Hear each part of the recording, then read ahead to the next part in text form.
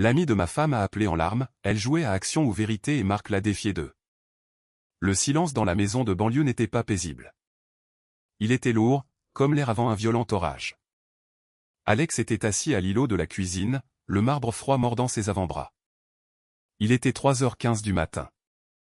Les chiffres rouges lumineux sur l'horloge du four semblaient se moquer de lui, égrenant les secondes d'un mariage qu'il ne reconnaissait plus. Plus tôt dans la soirée, Evelyne était partie pour une simple fête d'anniversaire avec ses anciens amis de l'université. Il était resté pour finir une série de plans. Il se souvenait de l'avoir embrassée sur le front, de lui avoir dit de s'amuser et de lui avoir rappelé de l'appeler si elle avait besoin qu'on la ramène. Il avait été le mari compréhensif et confiant pendant 6 ans. Il ne réalisait pas que pendant qu'il imaginait leur avenir dans les croquis d'un nouveau bâtiment, elle était occupée à démanteler leur présent. L'appel téléphonique était arrivé à minuit.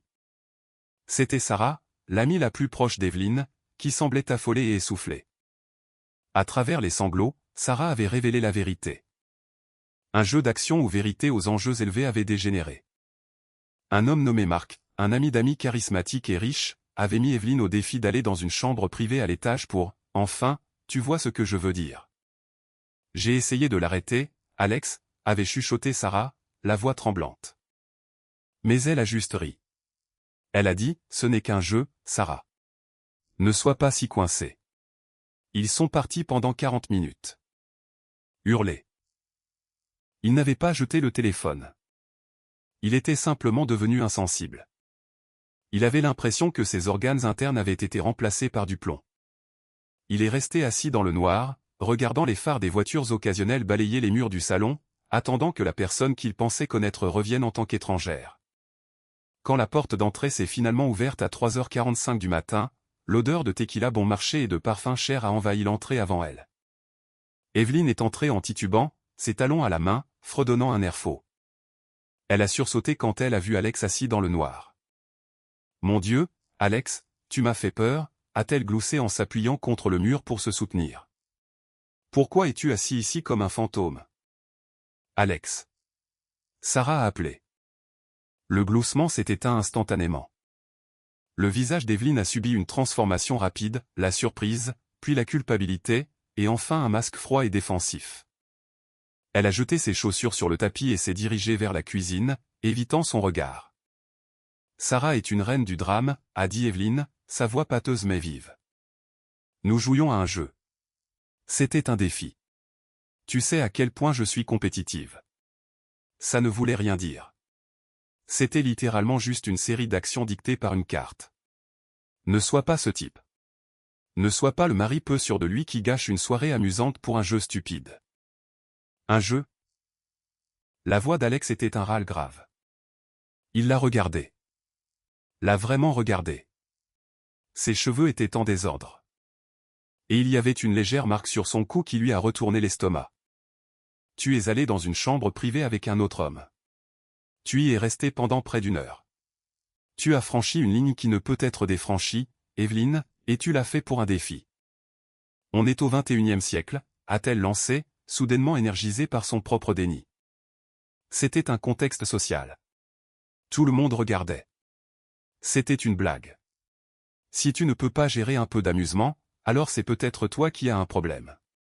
Je vais dormir. Nous pourrons parler quand tu te seras calmé et que tu auras arrêté d'agir comme une victime. Elle est passée devant lui, l'odeur de la trahison flottant dans l'air. Alex ne l'a pas suivi. Il n'a pas argumenté. Il est resté dans la cuisine alors que le soleil commençait à poindre à travers les stores. Il n'était pas seulement triste. Il était vidé. Mais dans ce vide, une étincelle de clarté froide et dure a commencé à se former. Il a réalisé qu'Evelyne n'était pas désolée. Elle n'avait même pas honte. Elle croyait vraiment que tant qu'elle qualifiait cela de jeu, elle était exempte des règles de leur mariage. Elle pensait que sa gentillesse était une faiblesse qu'elle pouvait exploiter indéfiniment. Alors que la lumière du matin frappait les plans sur le comptoir, Alex a réalisé qu'il ne construirait pas de maison aujourd'hui. Il construirait un dossier. Il connaissait les lois de leur État. Il connaissait les clauses de moralité dans leur contrat de mariage spécifique.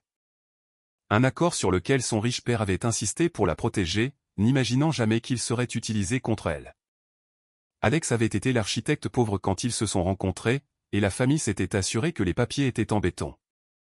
Il a pris son téléphone et a parcouru ses contacts jusqu'à ce qu'il atteigne un nom qu'il n'avait pas appelé depuis des années, Julien Vin, un avocat spécialisé dans les divorces à hauts actifs, connu pour être un requin.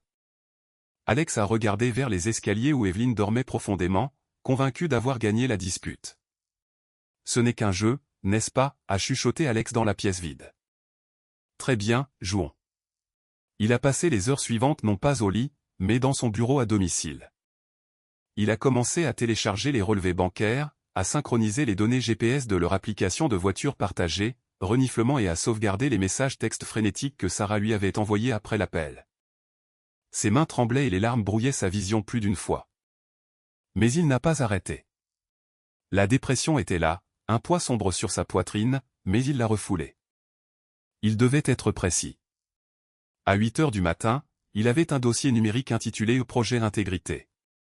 Il a quitté la maison avant qu'Evelyne ne se réveille.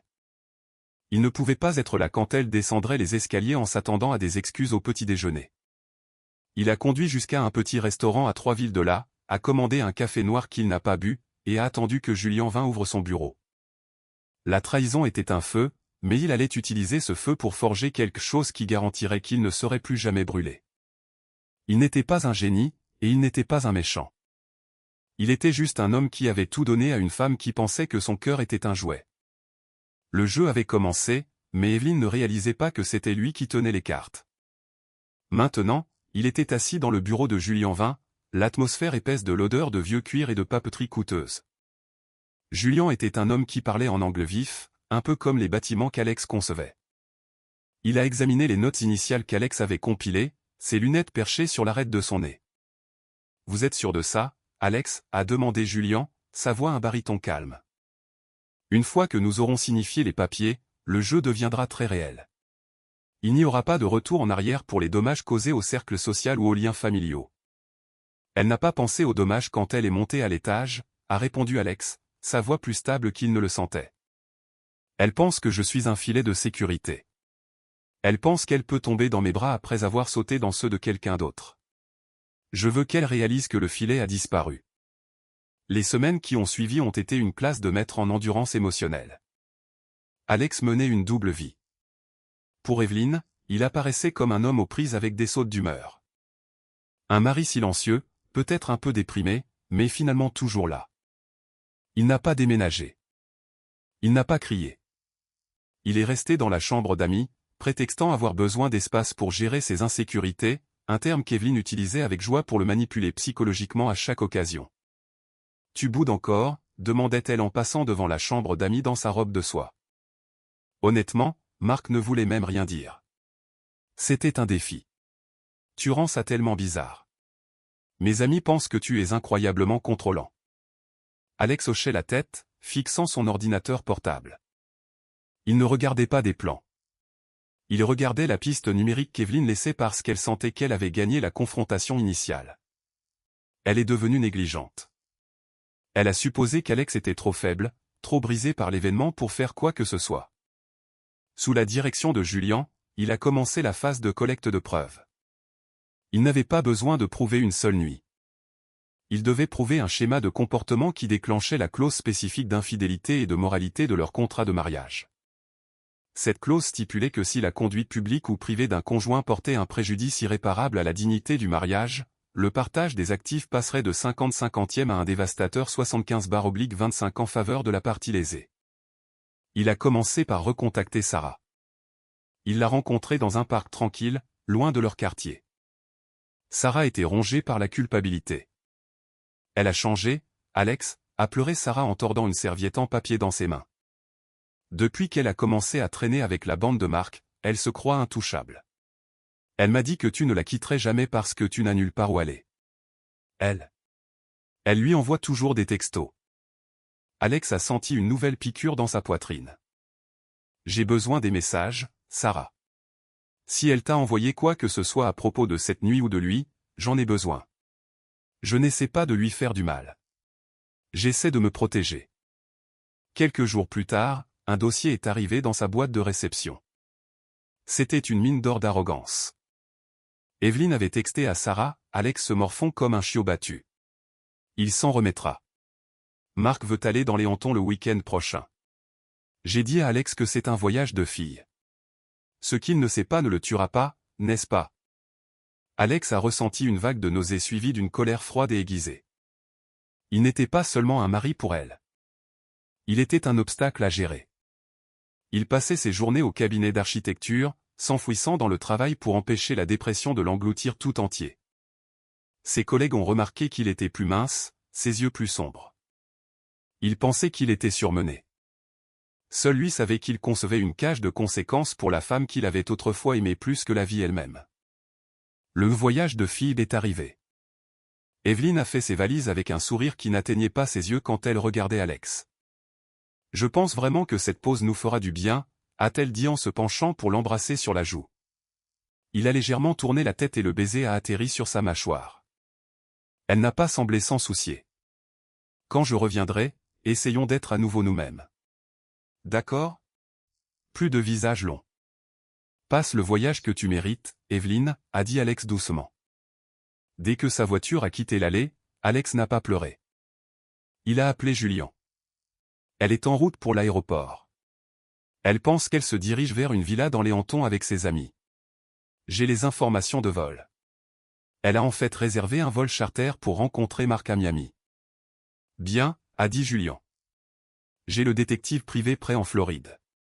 Nous aurons les photos d'ici dimanche. Est-ce que tu tiens le coup? Je suis un architecte, Julien, a dit Alex en regardant la maison vide qui ne ressemblait plus à un foyer. Je sais que quand une fondation est pourrie, on n'essaie pas de boucher les fissures. On démolit tout et on recommence à zéro. Ce week-end a été le plus long de sa vie. Il est resté dans la maison, entouré de souvenirs qui ressemblaient à des fantômes. Il a vu l'endroit où ils avaient dansé le soir de leur mariage. Il a vu la table de la cuisine où ils avaient planifié leurs futurs enfants. Chaque coin de la maison était un rappel d'un mensonge. Il n'a pas dormi. Il est resté assis dans son bureau, regardant le dossier de mise à jour en direct du détective privé. Samedi, 22h, photo d'Evelyne et Marc dans un salon huppé de Miami. Dimanche, 2h du matin, photo d'eux entrant dans un ascenseur d'hôtel. Les preuves étaient indéniables. Ce n'était plus seulement un jeu. C'était un mode de vie de tromperie. Le lundi matin est arrivé. Alex était à la table de la cuisine quand Evelyne est entrée, rayonnante de soleil, portant un sac de courses d'une boutique de Miami qu'elle pensait qu'il ne reconnaîtrait pas. « Je suis de retour », a-t-elle gazouillé. Les filles se sont tellement amusées. Tu m'as vraiment manqué, cependant. Alex s'est levé. Il l'a regardé, et pour la première fois depuis des semaines, il n'a pas eu l'impression de se noyer. Il se sentait comme le juge, le jury et le bourreau. Il a posé un épais dossier bleu sur l'îlot en marbre, à l'endroit même où il s'était assis dans le noir des semaines auparavant. « Qu'est-ce que c'est » a-t-elle demandé, son sourire vacillant. « Un cadeau ?» En quelque sorte, a dit Alex. C'est ta copie de la demande de divorce et une copie du rapport du détective privé de Miami. Oh, et les transcriptions de tes textos à Sarah à propos du chiot battu au point. La couleur a quitté le visage d'Evelyne si vite qu'elle a dû s'agripper au comptoir. Attends, je peux expliquer. C'était. Nous étions justes. C'était un autre jeu. Le jeu est terminé, Evelyne, a dit Alex, sa voix calme et terriblement froide. Et tu es sur le point de découvrir combien il t'a coûté de jouer. La réaction d'Evelyne n'a pas été celle à laquelle il s'attendait. Il n'y a pas eu d'effondrement immédiat, pas d'agenouillement pour le pardon. Au lieu de cela, une fois le choc initial passé, ses yeux se sont aiguisés en quelque chose de déchiqueté et de froid. Elle a regardé les photos, puis Alex, et a laissé échapper un court rire hystérique. « Tu penses que tu as gagné » a-t-elle sifflé en rejetant le dossier sur le marbre. « Les avocats de mon père te dévoreront tout cru, Alex. Tu es un architecte de niveau intermédiaire. Tu n'as pas l'estomac pour ce qui va suivre. Tu veux jouer salement? Très bien. Voyons comment tu te sentiras quand tu seras celui qui n'aura plus rien. » Elle est sortie en trombe, et pour la première fois depuis des années, la maison était vraiment silencieuse. Les jours qui ont suivi la confrontation ont été un flot de dépôts légaux et de retombées sociales. Alors que la nouvelle de la séparation se propageait, le jeu qui avait tout déclenché est devenu le sujet de conversation de leur cercle social. Mais la stratégie d'Evelyne a été une diffamation immédiate. Elle n'a pas nié l'incident d'Action ou Vérité. Au lieu de cela, elle l'a recadré. Elle a commencé à dire à tout le monde qu'Alex était devenu émotionnellement abusif et étouffant de contrôle, et que le jeu était son seul moyen de ressentir une étincelle de liberté. Elle s'est peinte comme un oiseau dans une cage dorée et Marc, l'homme de l'hôtel, comme une oreille attentive qui l'a aidé à traverser sa dépression. Alex a regardé sa réputation être démantelée en temps réel. De vieux amis ont cessé d'appeler. Ses réseaux sociaux ont été inondés de publications cryptiques des partisans d'Evelyne sur la masculinité toxique. « Garde le cap, Alex », lui a dit Julien Vin lors d'une séance tardive au cabinet. Ils veulent que tu réagisses. Ils veulent que tu envoies un texto en colère ou que tu te présentes chez sa mère. Si tu le fais, ils l'utiliseront pour prouver que c'est toi l'instable. Dans un divorce à aux actifs, la personne qui garde son sang-froid garde généralement la maison. Mais Alex avait du mal. La dépression qu'il avait refoulée revenait en force. Il se retrouvait assis dans sa voiture pendant des heures après le travail, à ne rien regarder. Il avait perdu sa femme, sa maison, et maintenant sa dignité était mise en lambeaux par une femme qui n'avait même jamais dit « Je suis désolé ». Le tournant est survenu lors de la phase de communication obligatoire des pièces. Le père d'Evelyne, un titan de l'immobilier, a mis tout son poids derrière elle. Ils ont déposé une contre-poursuite affirmant qu'Alex avait manqué à son devoir fiduciaire envers le mariage en cachant des actifs et que le contrat de mariage avait été signé sous la contrainte. Ils ne cherchaient pas seulement 50%. Ils essayaient de le dépouiller de ses propres brevets d'architecte durement gagnés et de sa participation dans son cabinet. Ils visent la gorge, a remarqué Julien en examinant les nouveaux documents. Mais ils ont fait une erreur. Ils sont tellement occupés à essayer de prouver que tu es un méchant qu'ils ont ignoré la piste financière que je t'ai demandé de creuser. Alex s'est frotté les tempes. J'ai trouvé quelque chose, Julien. En parcourant notre fonds commun de rénovation de la maison, il y avait des transferts, des gros. Je pensais qu'elle payait pour la rénovation de la cuisine, mais les entrepreneurs n'ont pas été payés depuis des mois. Alex n'avait pas seulement été un architecte de bâtiment. Il était un homme de détail. Il a passé 3 nuits d'affilée, les yeux injectés de sang, alimentés par rien d'autre que de la caféine et un froid sentiment de justice. En traçant l'argent, il a découvert qu'Evelyne n'avait pas seulement joué un jeu avec Marc. Elle avait détourné leurs actifs matrimoniaux vers une société écran appartenant à Marc. Ce n'était pas seulement une affaire de cœur. C'était un hold-up financier. Ça y est, a chuchoté Alex, la prise de conscience le frappant comme un coup physique. Elle ne s'ennuyait pas seulement. Elle prévoyait de me quitter depuis des mois. Le jeu, le défi. C'était juste elle qui était négligente parce qu'elle pensait qu'elle avait déjà gagné. Armée de cette nouvelle preuve, la dépression d'Alex s'est transformée en une concentration singulière et glaciale. Il a cessé de se soucier des commérages. Il a cessé de se soucier des il a dit, elle a dit. Il s'est concentré sur les chiffres. La première séance de médiation s'est tenue dans une salle de conférence au mur de verre au centre-ville. Evelyne est arrivée avec son père et une flotte de 3 avocats. Elle avait l'air impeccable, vêtue d'un tailleur blanc comme pour signifier son innocence. Alex s'est assis en face d'elle, portant le même costume qu'il avait porté au cabinet ce matin-là. « Faisons vite », a dit l'avocat principal d'Evelyne en faisant glisser un document sur la table. « Nous sommes prêts à offrir à Alex un règlement de 20%, et il garde sa voiture. En échange, il signe un accord de non-divulgation concernant la vie personnelle de ma cliente et admet des différends irréconciliables causés par son propre tempérament. Si vous refusez, nous irons en audience publique, et nous nous assurons que sa carrière d'architecte est terminée avant même que le premier témoin ne soit appelé. » Evelyne a souri avec mépris, se penchant en arrière. « Prends-le, Alex. C'est plus que ce que tu vaux. » Alex n'a pas regardé le document. Il a regardé le père d'Evelyne. « Monsieur Sterling, j'ai toujours respecté votre sens des affaires. Alors, je pense que vous apprécierez les plans que j'ai apportés aujourd'hui. » Alex n'a pas sorti un dessin. Il a sorti une série de relevés bancaires et un dépôt de société pour une entreprise appelée Evermark Venture. « Votre fille a déplacé de l'argent de votre famille aussi, semble-t-il, sur ce compte, a dit Alex, sa voix égale et terriblement calme. Et comme Marc est un criminel condamné pour fraude sur les valeurs mobilières dans l'état du Delaware, quelque chose que je suis sûr que vous ne saviez pas, ce n'est plus seulement une question de divorce. C'est une enquête pour blanchiment d'argent. Le silence dans la pièce était absolu. Le père d'Evelyne s'est tourné pour regarder sa fille, son visage devenant d'une dangereuse nuance de violet. Le sourire narquois sur le visage d'Evelyne a disparu, remplacé par une expression de terreur pure et sans mélange. « Tu ne pensais pas que je regarderais, n'est-ce pas ?» lui a demandé Alex. « Tu pensais que j'étais juste le gars qui concevait les maisons pendant que tu y vivais. Mais un architecte sait exactement où se trouvent les murs porteurs. Et je viens de démolir les tiens. » Julien Vin est intervenu, sa voix comme une guillotine. Nous ne discutons plus d'un partage à 50-50e. Compte tenu de la clause de moralité et de l'addendum sur l'activité criminelle dans le contrat de mariage que votre propre père a rédigé, nous demandons 100% de la maison conjugale, 75% de tous les actifs liquides combinés. Et un remboursement complet des fonds détournés. Evelyne a commencé à crier, insulte et mensonge. Mais son père a posé une main sur son bras, la faisant taire.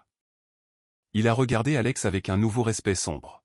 « Vous avez les documents ?» a demandé le vieil homme. « Chacun d'entre eux » a répondu Alex. « Laissez-nous » a dit le père aux avocats. La bataille entrait dans sa phase finale. La dépression, la manipulation psychologique et la trahison. Il n'était plus le chiot battu. Il était le seul encore debout dans les ruines de la vie qu'ils avaient construite. L'air dans la pièce avait changé. L'arrogance qui avait alimenté la défense d'Evelyne avait disparu, remplacée par la respiration frénétique de quelqu'un qui réalisait que le sol sous ses pieds n'était plus solide.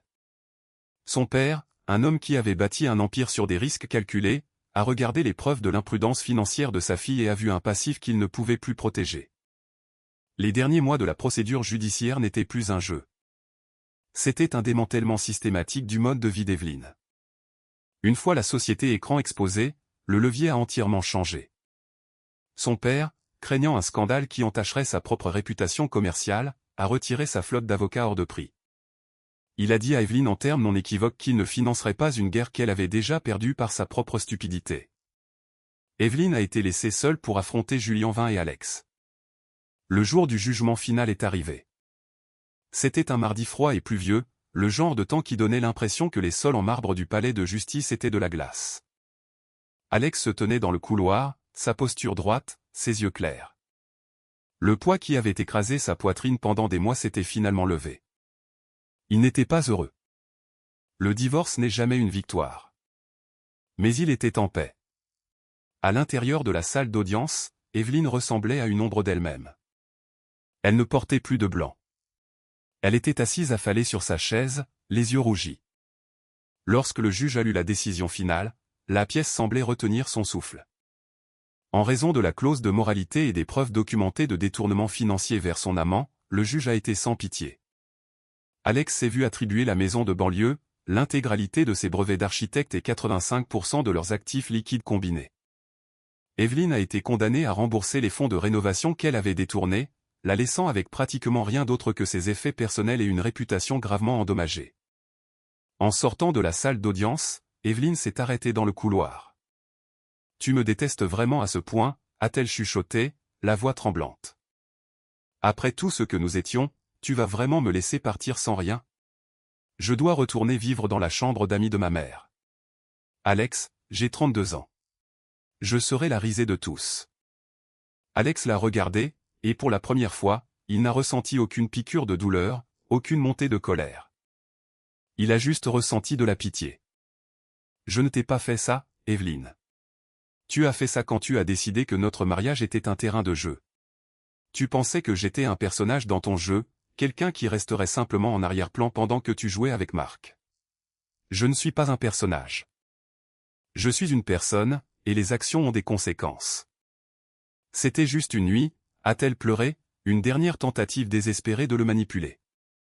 C'était une centaine de choix, a contré Alex. Chaque texto, chaque mensonge, chaque dollar que tu as déplacé, c'était des choix. Tu as choisi cette fin. J'ai juste fait en sorte qu'elle soit documentée. Il s'est éloigné, la laissant debout dans le couloir d'un bâtiment spécialisé dans la vérité. 2 semaines plus tard, Alex se tenait dans le salon vide de la maison. Les déménageurs avaient emporté les affaires d'Evelyne, les canapés de créateurs, l'art coûteux, les miroirs de courtoisie devant lesquels elle passait tant de temps. La maison résonnait, mais elle ne semblait plus hantée. Elle ressemblait à une toile vierge. Il avait déjà mis la maison sur le marché. Il ne voulait pas vivre dans un monument à une trahison. Avec le règlement de 85%, il avait assez pour démarrer son propre cabinet de niche, un rêve qu'il avait mis de côté pour soutenir l'ascension sociale d'Evelyne. Il déménageait dans une nouvelle ville, un endroit où personne ne le connaissait comme le mari trompé. Son téléphone a vibré. C'était un message de Sarah. Marc est parti pour l'Europe. Il a bloqué le numéro d'Evelyne dès que l'argent a été gelé. Elle est chez sa mère, racontant à tout le monde que tu l'as trompée en premier. Personne ne la croit, Alex. Nous avons vu les dossiers du tribunal. Prends soin de toi. Alex a supprimé le message. Il n'avait plus besoin des commérages. Il n'avait pas besoin de la validation des gens qui avaient regardé sa vie s'effondrer pour se divertir. Il s'est dirigé vers l'îlot de la cuisine, l'endroit où son monde s'était effondré ce matin-là à 3 heures du matin. Il a placé les cartes de visite de son nouveau cabinet sur le marbre. Le logo était un simple nombre d'or, un symbole d'équilibre et d'intégrité structurelle. Il a jeté un dernier regard autour de lui. Il s'est souvenu de la dépression, des nuits sans sommeil, du sentiment d'être rejeté. Il a réalisé que le jeu ne l'avait pas brisé. Il avait dépouillé les parties de sa vie qui étaient construites sur du sable. Alex a éteint les lumières, a verrouillé la porte et s'est dirigé vers sa voiture. Le soleil perçait à travers les nuages, se reflétant sur le vert des gratte-ciel du centre-ville. Il était un architecte, après tout. Il savait comment construire quelque chose qui pouvait résister à la tempête. Et cette fois, il le construisait pour lui-même. La fin. C'était un rappel puissant qu'un simple jeu peut tout vous coûter. Le parcours d'Alex, du chagrin d'amour à la justice, était vraiment captivant.